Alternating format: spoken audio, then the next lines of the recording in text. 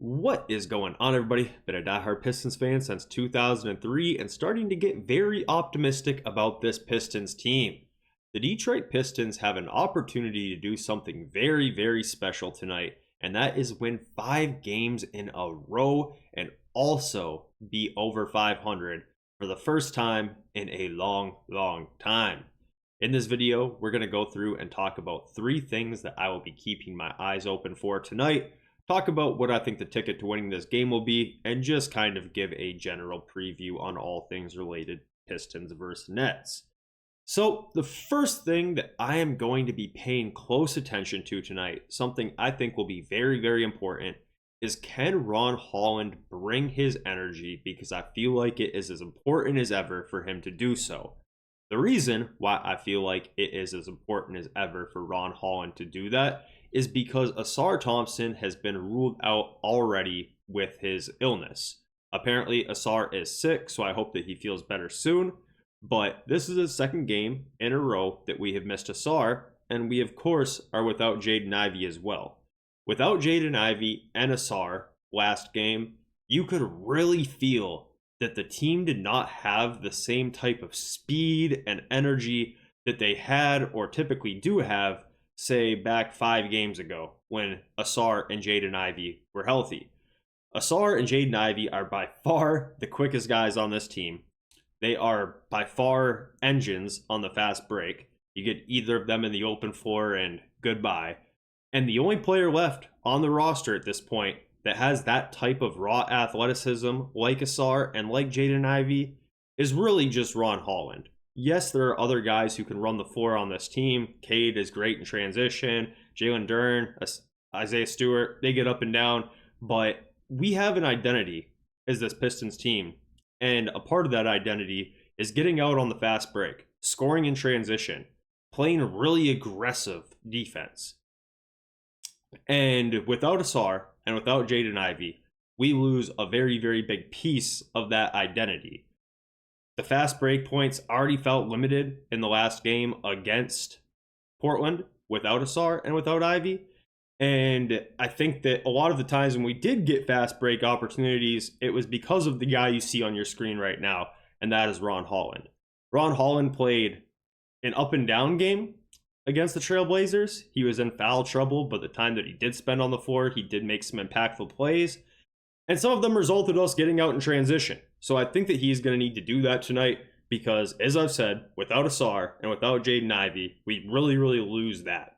So hoping that Ron Holland can play a really, really good game here.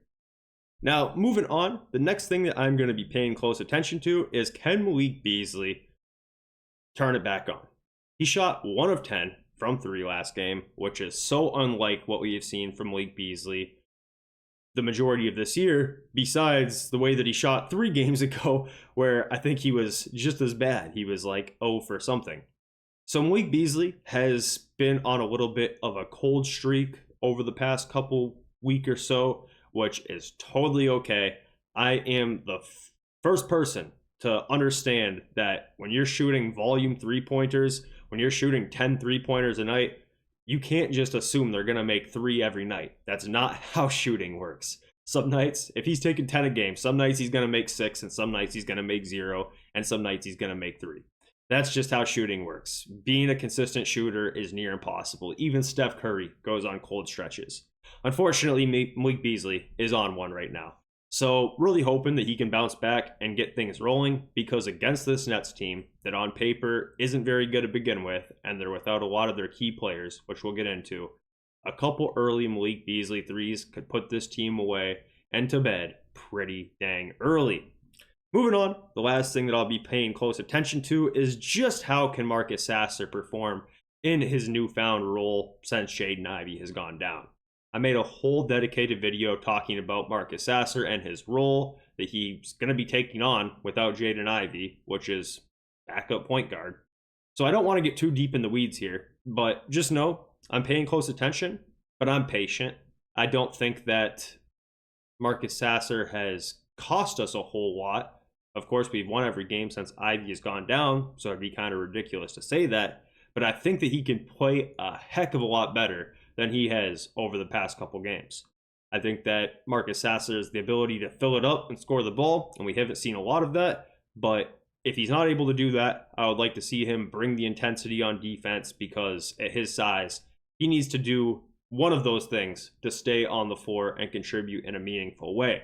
So just kind of keeping my eyes open for it. I believe in Marcus Sasser, and I've talked about that on this channel, but I'm also not deaf to the fact that he's moved up to a more important role on this team now that Ivey has gone down, and he needs to produce, or else we need to look at alternative solutions. So I will be paying close attention to that. So the ticket to win, it's going to be the exact same thing that I said against the Portland Trailblazers, but with more emphasis even. I talked about against the Portland Trailblazers that we can't play down to our competition. The difference with the Trailblazers game and the Nets game is we really, really can't play down to our competition, because this Nets team on paper is a lot worse than the Portland Trailblazers team on paper. And you might say, oh, well, that's not really true. The Nets, they have D'Angelo Russell and Cam Thomas and Cam Johnson. Not tonight. D'Angelo Russell ruled out for Wednesday's game against the Pistons. Cam Johnson won't play. Cam Thomas won't play. So the Nets are rolling out with guys right now, some of which I don't even know. I typically am able to tell you all 200 or 450 players on active NBA rosters, but I'm looking at their box score from their most previous game against the Indiana Pacers, and the Nets started Tyrese Martin. Jalen Wilson got 31 minutes off the bench. Old friend Tosan, that played for the Pistons last year, he got 24 minutes. Reese Beekman got 18 minutes. A couple younger guys that I'm more aware of, like Whitehead and Day'Ron Sharpe, got minutes. But outside of that, I mean, this team looks like a April tanking team, but it's only January when all of these guys for the Nets are out. Of course, other Pistons old friend Bog is going to be out. Bogdanovich won't play. I don't know if he's played at all this year. As of right now, Ben Simmons is questionable. So this is an opportunity to play what is on paper the worst team that we have seen all year. And I talked about in previous videos how I typically don't look past bad teams in the NBA because, all teams have professionals, da-da-da-da-da. But no, this is a whole different level. This is a truly end-of-season tanking roster that the Nets are rolling out right now in January. And there's no reason the Pistons that are playing good basketball right now shouldn't just run this team off the floor. So as long as they don't play down to their competition, I think the Pistons are going to be looking at a 19-18 record at the end of tonight. But I'll just knock on wood to be safe. So let me know what you guys think, and we'll catch up soon.